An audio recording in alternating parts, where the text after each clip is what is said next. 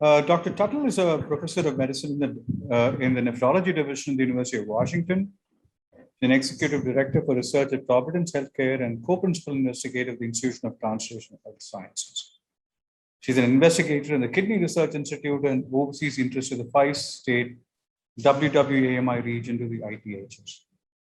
She also directs the Northwest Participant Clinical Interactions.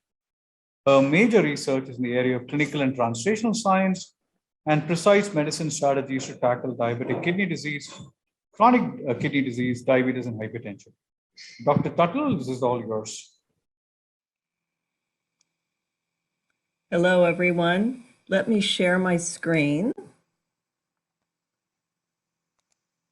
Just want to check and make sure that you can see my screen. Yes, we Dr. can. Tuttle, you're good. We can see you and see your screen and hear you. Thank you. Good. Okay. Well, thank you. It's really a pleasure to be joining you from across the world this morning to talk to you about this very important problem of diabetic kidney disease, but where we certainly do have challenges, but we've had major progress, and I think there are possibilities to greatly improve lives as a result of this progress. These are my disclosures. They're all related to therapeutics for diabetes and kidney disease. Most are research grants and other support paid to my institution. So my objectives today will be to discuss the current approaches for chronic kidney disease and diabetes, to recognize use of newer therapeutic agents for chronic kidney disease based on the recent trials, and then to discuss advancing therapeutics in chronic kidney disease by more precise phenotyping. So I'm going to start with a centering point about the other pandemic, which is the pandemic of diabetes, well known to this audience and, of course, the topic of the entire meeting. But when we look at the worldwide burden, in 2019, we estimated there are 463 million people living with diabetes. But unfortunately, by 2045, this number is only going to grow substantially to some 700 million. And in the regions here, mostly south of the equator in the green box, all will incur more than a 50% increase. And in some regions, such as sub-Saharan Africa, more than 100%. And even here in India, it's projected to increase 74%. So while our aspirational goal is to prevent and cure diabetes, the reality is that for the foreseeable future, and really for our lifetimes, we are going to be taking care of more and more people living with diabetes. Living with diabetes means living with diabetic complications, and I'd like to make the case that diabetic kidney disease is one of the most serious matters. It's still very common in both type 1 and type 2 diabetes, about 30% in type 1 and 40% in type 2. And diabetes is now responsible for half of all cases of chronic kidney disease and kidney failure or end-stage kidney disease worldwide. But what we know is that the prevalence in the end-stage kidney disease population is more than half. It's 66 to 86%, depending on age and race. And this is largely related to the fact that people with kidney failure or end-stage kidney disease may have a different form of kidney disease and also have diabetes. But especially in the transplant population, we give people post-transplant diabetes by medications such as glucocorticoids and calcineurin inhibitors. And even from the standpoint of cardiovascular risk reduction, chronic kidney disease is a major amplifier of CVD risk. And in fact, almost all of the excess diabetes-associated cardiovascular risk occurs in those with albuminuria, low GFR, or both. So this is a very important group to target for cardiovascular risk reduction strategies. Speaking of risks, it's also worthy to spend a few moments thinking about what are the risks of diabetic kidney disease, also known as CKD and diabetes. Well, truthfully, only 10% progress to kidney failure or end-stage kidney disease. But that's not because they're healthy. It's because they're dying of other causes without reaching kidney failure. About half the deaths are cardiovascular, both atherosclerotic events and heart failure events. But the second leading cause is infection, historically pneumonia and sepsis. And with the current pandemic of COVID-19, where people with diabetes and kidney disease are even more susceptible to the infection and severe complications, one can only imagine the potential impact on mortality in this population. So now that we've rung the alarm bell about the seriousness of the problem, what can we do about it? Well, until recently, the only agents specifically indicated for the treatment of kidney disease and diabetes were the renin-angiotensin system inhibitors. These were the last two trials until recently shown to reduce risk of progression to kidney failure. And these were the ARB trials of losartan in renal and irbesartan in IDEC. And while these were celebrated at the time, notice that the relative risk reductions were modest, some 16% in losartan with losartan and 20% with irbesartan. And although these curves are drawn on slightly different scales, the absolute residual risk at 48 months was exactly the same in both trials, some 40%. So we had enormous residual risk. Moreover, at least in the United States, we haven't done a very good job of even applying these therapies. This is real-world data from two large U.S. healthcare systems, the Providence healthcare system where I work and UCLA Health, showing that over time, since those trials were published, there was an uptick in the use of ACE inhibitors and angiotensin receptor blockers. But overall in the CKD population, it was still only 15%. And if we look at the population who also had diabetes and hypertension, perhaps the hardest indication to use these agents, we still only use them in 25% of patients. At the same time, we were increasing our use of proton pump inhibitors and nonsteroidal anti-inflammatory drugs, potential nephrotoxins. And in fact, in the most recent time period through 2017, a third of people were getting a potential nephrotoxin, and only 25% or less were getting kidney protective agents. So it's really no wonder that the outcomes in this population have been so poor. We've had modestly effective therapies, we're underutilizing them, and at the same time, we're doing harmful things. Now, the lack of progress in terms of new therapies in this area has really not been for lack of trying. This is a representative, but certainly not all-inclusive list of many agents that have been under study for diabetic kidney disease, along with the current status. And while some completed without delivering new therapies, this was not always due to clinical or scientific reasons. In some cases, they were business and regulatory decisions where a sponsor simply walked away from an effective therapy because they decided that they weren't going to invest in that area, which is unfortunate. But in recent years, we've really had some major breakthroughs, particularly the new anti-hyperglycemic agents, endothelin receptor antagonists, and finerenone.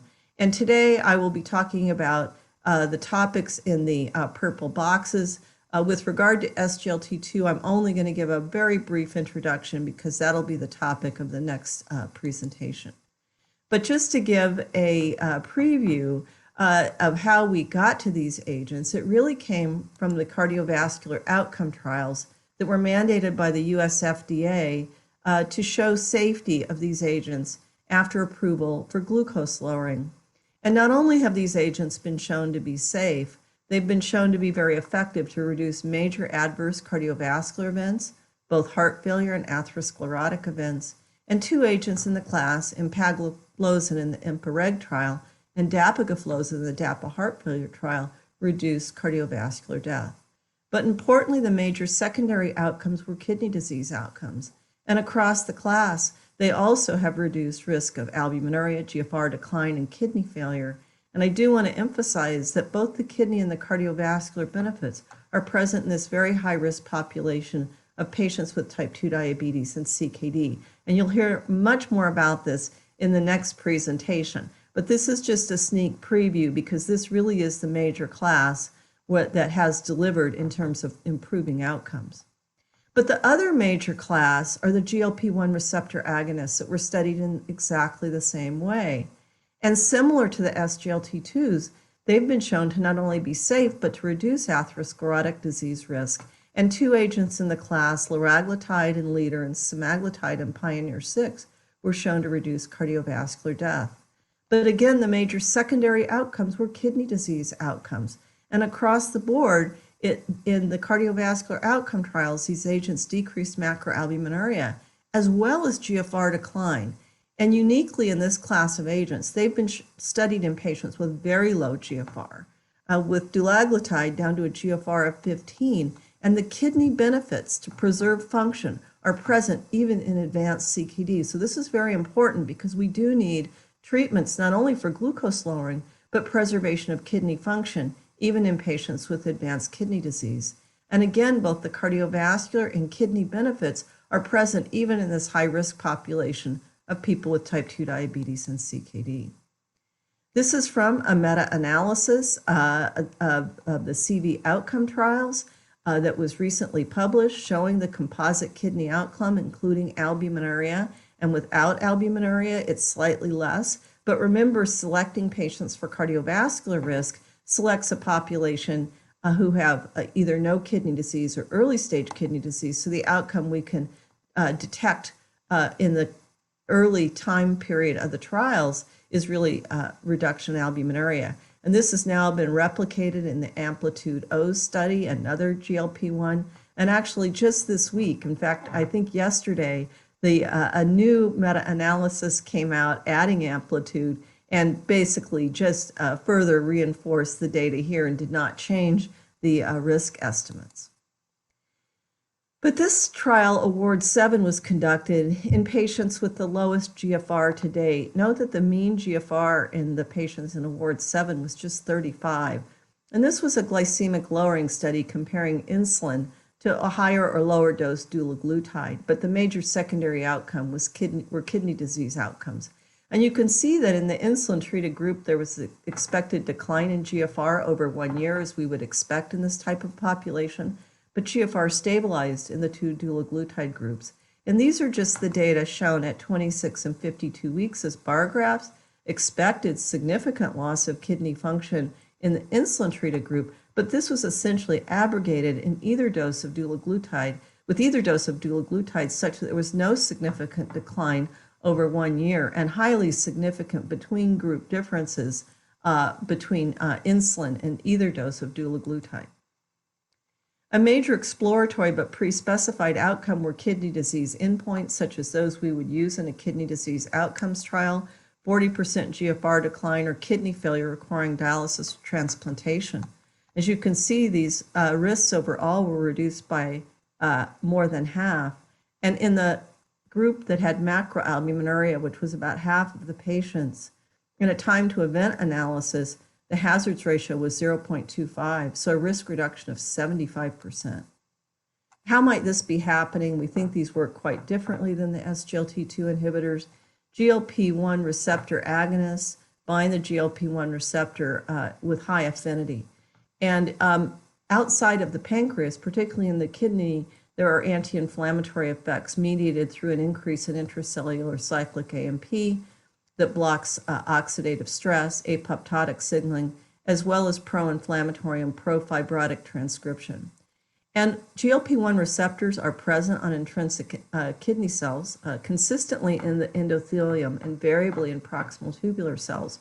But remember that not all cells in the kidney are intrinsic cells. There's quite a profound inflammatory infiltrate, particularly in the tubular interstitium, represented in this cartoon here from a paper in Nature Reviews. And these infiltrating cells also contain GLP-1 receptors and really drive the inflammatory response. So in preclinical models, when we give a GLP-1 receptor agonist, this inflammatory infiltrate is markedly reduced, along with a reduction in the number of immune cells. So we think that in addition to glycemic lowering, that these agents act by an anti-inflammatory mechanism. These data from the cardiovascular outcome trials, Award 7, and the preclinical data provided the rationale for the first dedicated kidney disease outcomes trial called FLOW, which is now testing semaglutide versus placebo in a classic population with type 2 diabetes and CKD on the background of an ACE inhibitor or an ARB. And despite COVID-19, we fully enrolled this trial on time at the end of March. Retention is excellent. And we're expected to go at least another 2 to 3 years with this trial. So stay tuned, and this will hopefully show us whether or not a GLP-1 will specifically and intentionally reduce kidney disease outcomes in this population. So with regard to the new glucose-lowering agents, I mentioned at the beginning of the talk, in the real world, the uptake of ACE inhibitors and ARBs has been low. This paper was just published several weeks ago online in Diabetes Care, looking at the newer glucose-lowering agents, SGLT2s represented in yellow and GLP-1s in orange, in relation to when these cardiovascular outcome and kidney disease trials were published.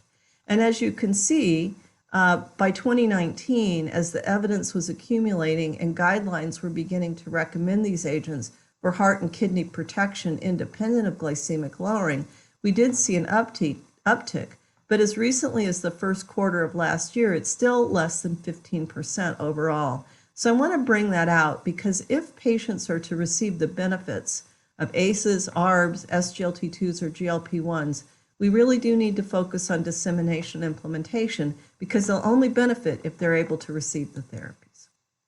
Now, stumbling on the newer glucose-lowering agents for heart and kidney protection reminds me a bit of this Jackson Pollock painting from 1952 that he titled Convergence. It's beautiful in its own right, but it's really rather non-directional, and we cannot depend on serendipity to keep discovering new agents that are so highly protective of the heart and the kidney, especially when there still remains residual risk. So as I mentioned in the context of the GLP-1s, inflammation and fibrosis is really a very important target. And the previous agents that we've had, such as ACEs or ARBs, lower blood pressure and intraglomerular pressure.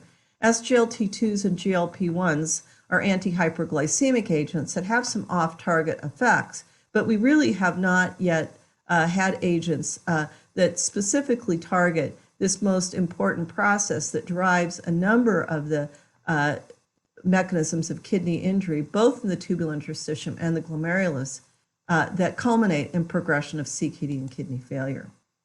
So in this conceptual model from one of our papers, we illustrate the importance of inflammation, and it's particularly important in the tubular interstitial compartment.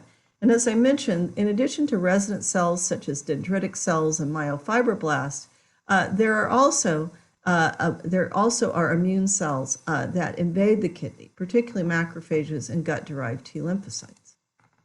And it turns out that the mineralocorticoid receptor is actually a very potent pro-inflammatory receptor. So when one of its ligands, aldosterone or cortisol, engages this receptor, it transits to the nucleus where it promotes transcription of a number of inflammatory and fibrotic mediators.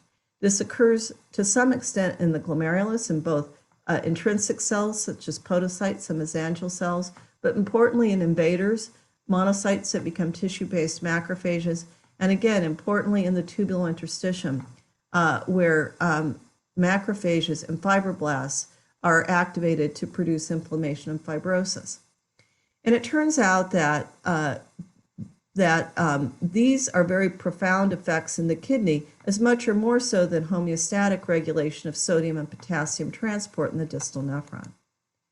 So with regard to this target, one of the newest agents is a non-steroidal mineralocorticoid antagonist called finerenone. And it turns out that finerenone has very high affinity for the mineralocorticoid receptor and has potent effects to block inflammation and fibrosis, but interestingly enough, less effects on electrolyte transport. So we conceptualize this as being an anti-inflammatory therapy and it has lower risk than conventional mineralocorticoid antagonists to produce hyperkalemia because it doesn't have as much effect on electrolyte transport as it does on gene transcription.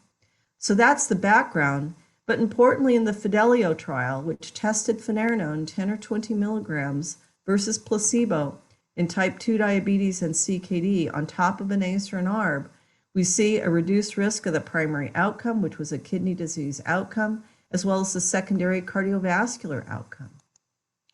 But just last week at the European Society of Cardiology, the companion trial was presented. And this was Figaro, also done in a population with type 2 diabetes and CKD, but most of them had microalbuminuria and preserved GFR, so not as advanced with kidney disease. So in this case, the primary and secondary outcomes were flipped, such that the primary outcome was cardiovascular, and again, significant benefit, almost exactly the same effect size as in Fidelio. And then for the composite kidney disease outcome, which was secondary in Figaro, also a benefit. It has not yet been published, but they also presented Fidelity, which was a meta-analysis of Figaro and Fidelio together. And again, the risk estimates were almost exactly the same together, but there were some 13,000 patients followed for a median of 3 years. CV endpoint, hazards ratio is 0.86, so about 14% risk reduction. But note that in the meta-analysis together, the kidney disease endpoint hazards ratio was 0.77, so an even larger reduction in risk, some 23%. Hyperkalemia was more common, with finerenone occurring in about 14% versus 7% in placebo, but this was manageable in most of the patients who stayed in the trial. The KDIGO guidelines in nephrology are our international guidelines that are evidence-based. Last year, not quite a year ago, the diabetes and CKD guideline was published based on the SGLT2 inhibitor data. And the main recommendation is represented here as a pyramid that all people with type 2 diabetes and CKD should have, if you will, a base of good risk factor management and healthy lifestyle. And most patients should have either an ACE or an ARB, as well as an SGLT2 inhibitor. And we would now make the case, based on the emerging data from the finerenone trials, that an MRA should also be part of this regimen, and that a GLP-1 receptor agonist, even from the standpoint of glucose lowering and cardiovascular risk reduction in this population, is also useful in most patients. And we'll learn from FLOW whether or not it also reduces risk of kidney disease. And although we said some patients, I would argue that most patients also should have antiplatelet therapies to reduce the very high risk of atherosclerotic CVD. And now that we have this menu of therapies, we can think about how we apply them strategically in a patient. So this is just a case of a patient from our center where I think he represents how we personalize now care for type 2 diabetes and atherosclerotic CVD. So he's a 42-year-old indigenous man. He has type 2 diabetes diagnosed at a young age, 15 years, and he was referred to nephrology for advanced CKD. He has the classic full house of risk factors. He's on an ACE inhibitor, calcium channel blocker, statin, metformin, and insulin glargine. His blood pressure is a bit high. He's overweight. And although his GFR is quite low at 23, his potassium is still acceptable. He has macroalbuminuria. He's got an A1C that's high. Lipids is shown here, reasonable but not ideal. And he is known to have coronary calcification based on an incidental finding from a chest CT.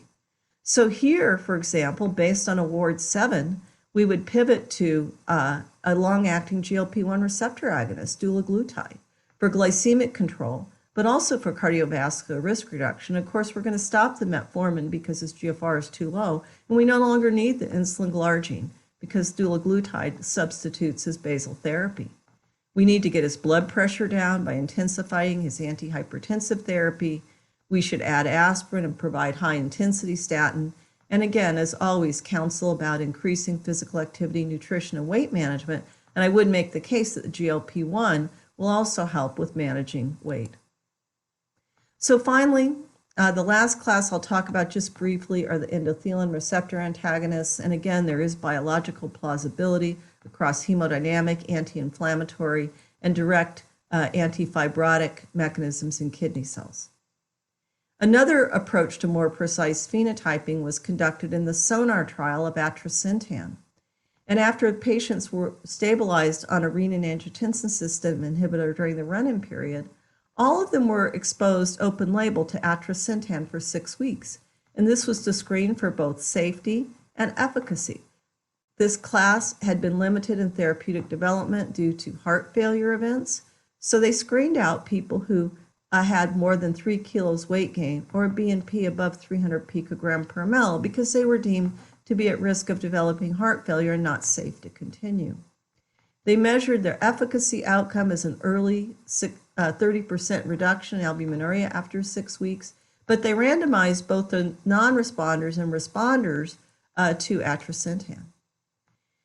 This study was presented and published on exactly the same day as Credence in 2019 at the World Congress of Nephrology. Credence published in the New England Journal and SONAR in Lancet. And even though SONAR has received less attention, note that the hazards ratio is very similar to that in Credence. And interestingly enough, there was no interaction in treatment response between responders and non-responders based on that early reduction in albuminuria.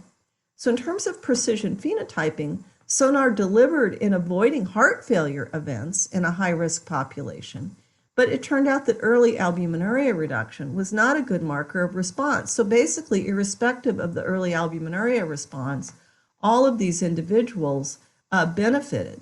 And so this suggests that endothelin may be acting via pathways that aren't necessarily represented in albuminuria reduction. So we need even better risk markers going forward. And the good news is that this is now being resurrected into therapeutic development. And in fact, in SONAR, we had the opportunity to look at the combination of SGLT2 inhibitors with an endothelin receptor antagonist because there was drop-in use. And in fact, in those who received both, there was a reduction in body weight compared to an increase with endothelin antagonism alone.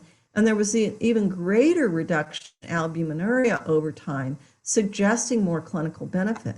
So with combination therapy, we propose that not only would we get more therapeutic efficacy in terms of kidney protection, but we could mitigate the risk of applying the endothelin receptor antagonist because the SGLT2 provided some diuretic effect and would protect from the risk of heart failure.